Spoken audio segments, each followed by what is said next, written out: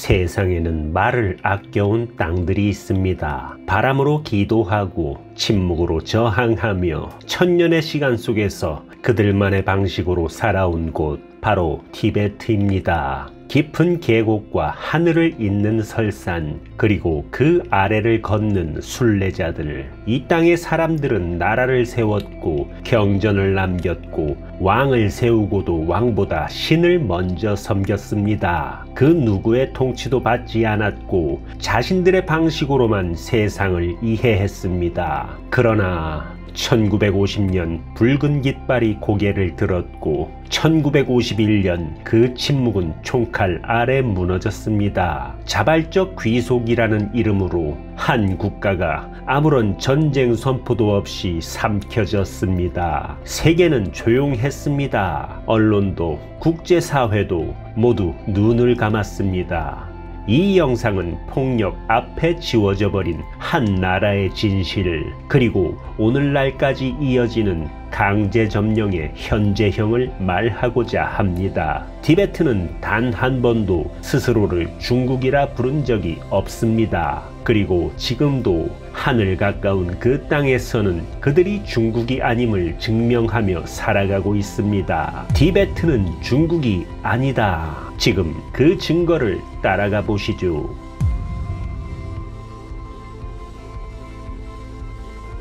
세상에는 고요 속의 모든 걸 말해온 땅이 있습니다. 바람이 기도였고 침묵이 저항이었던 나라, 그것이 바로 티베트입니다. 티베트의 역사는 전설처럼 시작됩니다. 7세기 중엽 한 소년왕이 등장했습니다. 그의 이름은 송첸간포. 그는 흩어져 있던 고원 부족들을 하나로 통일하고 토번이라는 강력한 제국을 세웠습니다. 그 나라는 단순한 유목사회가 아니었습니다. 자신만의 문자 체계를 만들고 율령을 제정했으며 불교와 본교가 융합된 티베트 고유의 문화를 꽃피웠습니다. 중국 당나라와는 수차례 전쟁을 벌였고 때로는 평화를 위해 공주와 혼인도 맺었습니다. 당의 공주였던 문성공주가 티베트로 시집 오면서 불교가 확산됐고 이는 오히려 티베트의 정신세계를 한층 풍성하게 만들었죠. 그러나 분명한 사실은 하나였습니다. 토번 제국은 당나라의 속국이 아니라 당과 대등한 강국이었습니다. 그들은 중국의 조공을 바치지 않았고 스스로를 한 나라의 주인으로 여겼습니다. 지금도 중국 시안의 비림박물관에는 토번의 사절이 당나라와 대등하게 마주서 있는 부조가 남아 있습니다. 842년 토번 왕조가 내부 권력 투쟁으로 무너지면서 티베트는 장기간의 분열기로 들어갑니다. 하지만 이 시기는 혼란의 시대라기보다는 티베트 각지에서 종교와 지역 공동체가 자치권을 행사하던 시기였습니다. 라싸, 샤가, 깔롱파, 닉마파, 수많은 불교 종파와 사원이 지역을 다스렸고 그 누구도 한족 왕조의 통치를 받지는 않았습니다. 그 와중에 등장한 건 몽골이었습니다. 13세기 쿠빌라이 칸의 대제국은 티베트에 접근했고 타캬파 승려들은 쿠빌라이와 후견, 보호관계를 맺었습니다. 하지만 그것은 복속이 아닌 종교가 황제를 인도하고 황제는 그들을 보호한다는 상호관계였죠. 중요한 점은 이 시점에도 중국 한족은 티베트를 다스린 적이 없었다는 사실입니다. 1368년 명나라가 들어섰을 때 티베트는 여전히 자신들의 방식대로 살아가고 있었습니다. 명나라는 몇몇 티베트 종파의 지도자에게 인장을 주며 조공관계를 맺으려 했습니다. 하지만 그것은 실질적인 지배가 아닌 형식적인 외교 행위에 불과했습니다. 오늘날 중국은 이 조공관계를 근거로 티베트를 중국의 일부라 주장하지만 당시 티베트에서는 명나라 병사가 주둔하지도 않았고 조세나 법령 또한 명으로부터 받지 않았습니다. 그들은 스스로 세금을 거두고 스스로 다스렸습니다. 사원과 종파 그리고 고승들이 하나의 정부 역할을 했습니다. 18세기 초에 들어서자 청나라가 티베트의 주재관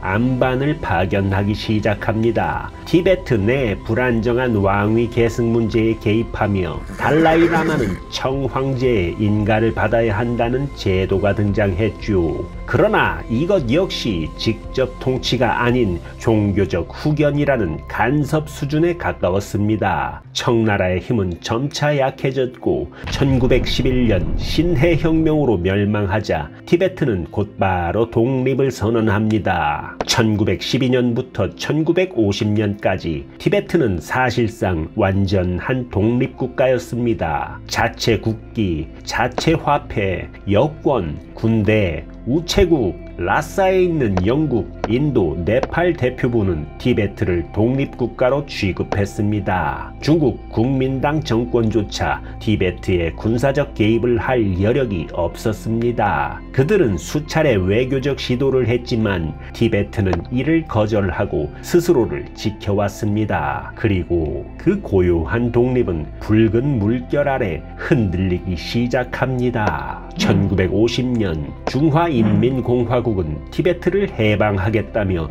무장 병력을 보내고 강제로 국경을 넘어옵니다. 당시 티베트 군대는 고작 몇천 명, 중국 인민해방군은 수십만이었습니다. 전쟁은 일방적이었습니다. 티베트는 저항하다가 1951년 중국과 17조 협정을 체결합니다. 그 내용은 티베트는 중국의 일부임을 인정한다는 것이었습니다. 하지만 그 서명은 총칼 아래에서 이루어진 것이었습니다. 협정에 참여한 티베트 측 대표들은 우리는 아무런 결정권도 없었으며 총을 들이민 상태에서 서명한 것이라 증언했습니다. 이후 티베트는 티베트 자치구라는 이름의 중국 행정구역으로 전환됩니다. 이제 티베트는 지도상으로 중국의 일부입니다. 그러나 실제로는 티베트 고유의 종교, 문화, 삶의 방식이 점점 더 사라지고 있습니다. 문화 대혁명 기간 동안 수천 개의 사원이 불태워졌고 승려들은 강제 노동에 투입되거나 감옥에 갇혔습니다. 당시 중국의 지배에 대한 티베트인들의 저항이 실패하면서 달라이라마는 인도로 피신했고 이후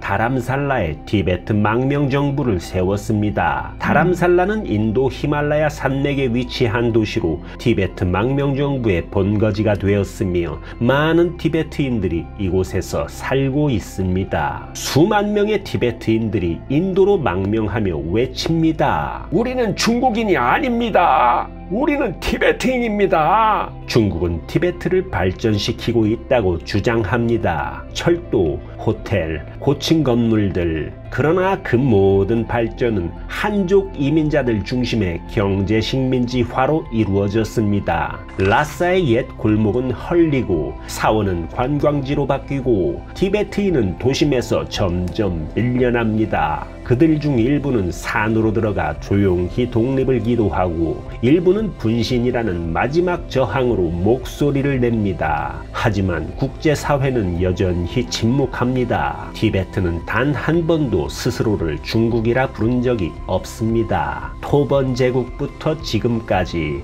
그들은 자신들의 신을 믿고 자신들의 문자를 쓰고 자신들의 방식대로 살아왔습니다. 중국은 그것을 하나씩 지워가고 있습니다. 하지만 지울 수 없는 것이 하나 있습니다. 그들의 피에 새겨진 독립국가로서의 기억입니다. 티베트의 기억은 지금도 사원의 종소리 속에, 고원의 바람 속에, 그리고 수많은 망명자들의 눈빛 속에 살아있습니다. 국경이 선을 긋고 강대국이 지도를 바꾼다 해도 한 민족의 영혼까지 바꿀 순 없습니다. 티베트는 중국이 절대 아닙니다. 그리고 그들은 오늘도 그 사실을 세상에 증명하고 있습니다.